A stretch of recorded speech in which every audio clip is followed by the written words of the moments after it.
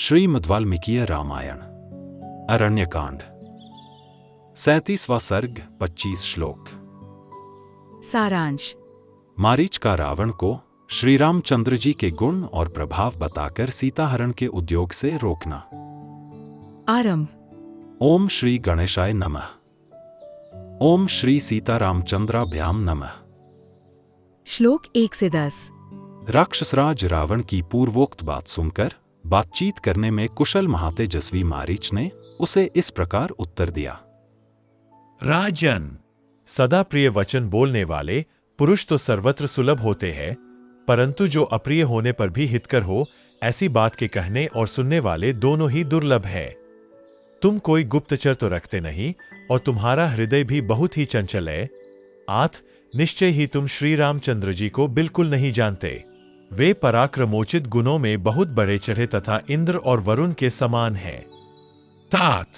मैं तो यही चाहता हूं कि समस्त राक्षसों का कल्याण हो। कहीं ऐसा न हो कि श्री रामचंद्र जी अत्यंत कुपित हो, समस्त लोगों को राक्षसों से शून्य कर दे। कहीं जनक नंदिनी सीता तुम्हारे जीवन का अंत करने के लिए ही तो नहीं उत्पन्न हुई है।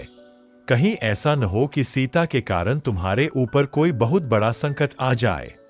तुम जैसे स्वेच्छाचारी और उच्छृंखल राजा को पाकर लंकापुरी तुम्हारे और राक्षसों के साथ ही नष्ट न हो जाए।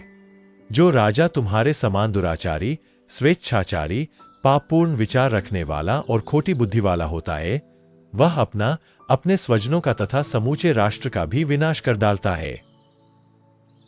श्री रामचंद्र जी न तो पिता द्वारा त्यागे या निकाले गए हैं, न उन्होंने धर्म की मर्यादा का किसी भी प्रकार त्याग किया है, न वे लोभी, न दूषित आचार विचार वाले और न क्षत्रिय कुल कलंक ही है। कौशल्या का आनंद बढ़ाने वाले श्री राम धर्म संबंधी गुणों से हीन नहीं हुए हैं। उनका स्वभाव भी किसी प्राणी के प्रति तीखा नहीं है। वे सदा समस्त प्राणियों के हित में ही तत्पर रहते हैं। रानी कैकेयी ने महाराज दशरथ को धोखे में डालकर मेरे वनवास का वर मांग लिया। यह देखकर धर्मात्मा श्री राम ने मन ही मन यह निश्चय किया कि मैं पिता को सत्यवादी बनाऊंगा, अर्थात उनके दिए हुए वर या वचन को पूरा करूंगा। इस निश्चय के अनुसार वे स्वयं ही वन को चल दिए। श्लोक 11 से 20।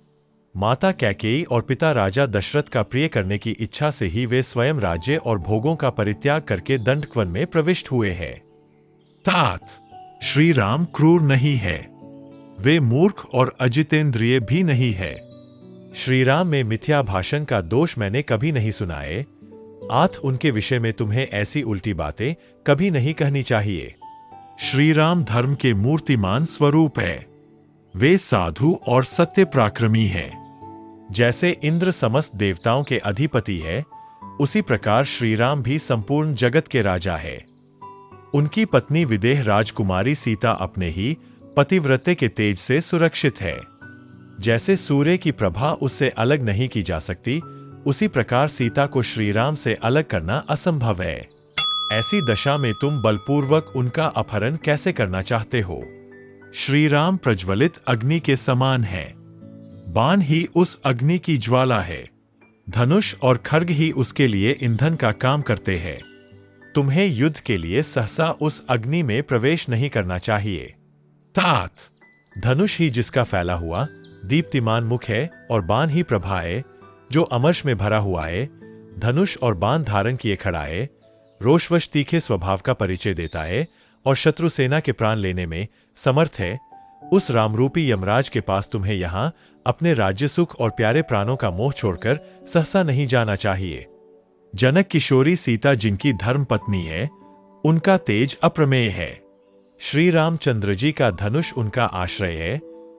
तुम में इतनी शक्ति नहीं है कि वन में उनका अपहरण कर सको। श्री रामचंद्र जी मनुष्यों में सिंह के समान पराक्रमी है। उनका वक्षस्थल सिंह के समान उन्नत है। भामिनी सीता उनकी प्राणों से भी अधिक प्रियतमा पत्नी है। वे सदा अपने पति का ही अनुसरण करती है। मिथिलेश कुमारी सीता ओजस्वी श्री राम की प्यारी पत्नी है। वे प्रज्वलित अग्नि की ज्वाला के समान असह्य है। उन सुंदरी सीता पर बलात् नहीं किया जा सकता। श्लोक 21 से 25। राक्षस राज, यह व्यर्थ का उद्योग करने से तुम्हें क्या लाभ होगा? जिस दिन युद्ध में तुम्हारे ऊपर श्री राम की दृष्टि पड़ जाए, उसी दिन तुम अपने जीवन का अंत समझना। यदि तुम अपने जीवन का, सुख का और परम दुर्लभ राज्य का चिरकाल तक उपभोग करना चाहते हो तो श्री राम का अपराध न करो। तुम विभीषण आदि सभी धर्मात्मा मंत्रियों के साथ परामर्श करके अपने कर्तव्य का निश्चय करो।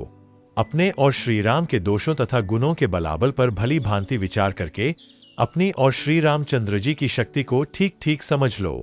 फिर क्या करने से तुम्हारा हित होगा, इसका निश्चय करके जो उचित जान पड़े वही कार्य तुम्हें करना चाहिए। निशाचर राज, मैं तो समझता हूं कि कौशल राजकुमार श्री रामचंद्र जी के साथ तुम्हारा युद्ध करना उचित नहीं है। अब पुनः मेरी एक बात और सुनो, यह तुम्हारे लिए बहुत ही उत्तम, उचित और उपयुक्त सिद्ध होगी।